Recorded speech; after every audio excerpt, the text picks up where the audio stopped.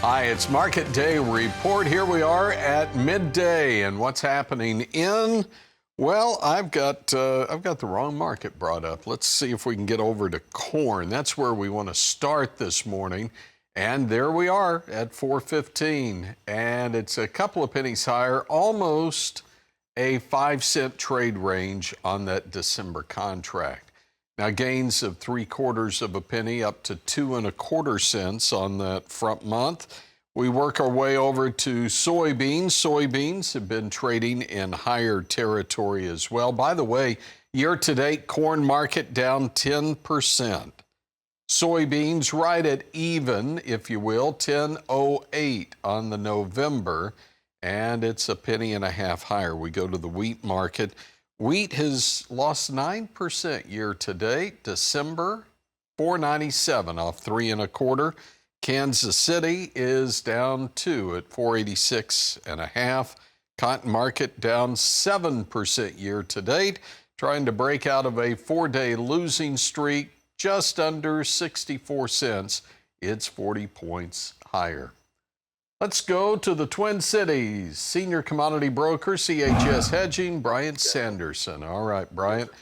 Not a whole lot going on right now with the row crops. So if there's not a lot of news to drive the markets, what should we focus on? Well, it really depends on who you are. As a farmer, it's what can I do that gets me the best value I can with the crop I've got in hand? Does it make sense to store it? Is it best to sell it off the combine and own it on the board? What's best for my operation? At the same time, we've got the uncertainty around the farmer payment program that could be coming out here post government shutdown. So that's something to be taken into account as well as the farmer's point of view. As the feed guy, as the guy that is raising livestock, is this an opportunity for me to capture some value on the feed side? Do I go long on my coverage as far as buying corn or meal or whatever I'm feeding my livestock with? At the same time, livestock prices have just been unbelievable to watch, specifically the live cattle and feeder cattle markets making new contract highs again this week. The lean hog market has pulled back quite a bit from its highs, but values are still good, especially on their crush margins. Yeah, and again, I just kind of step back, and obviously we're not getting much from USDA right now.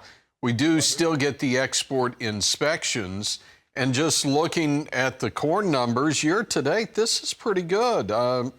I've got us at 65% year over year on corn exports, nearly 313 million bushels. Can we continue the demand, and does the price encourage that?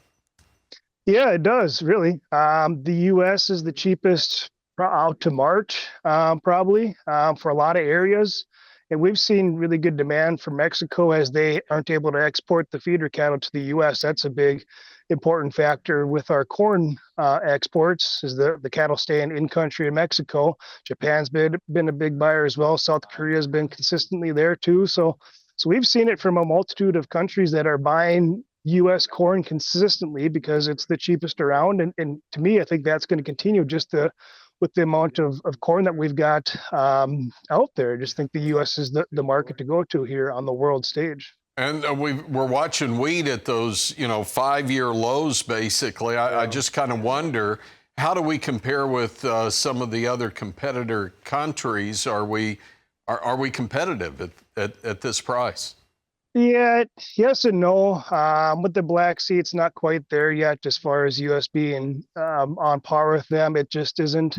So it's a headache to watch. I mean, the exports aren't terrible by any means, but they're not to the point where we should see, where we're seeing huge business come our way. And at the same time, with the business that we have, we've got the wheat to move. So it's, the wheat market continues to make new contract lows week in, week out, and it's been a tough market to watch and trade.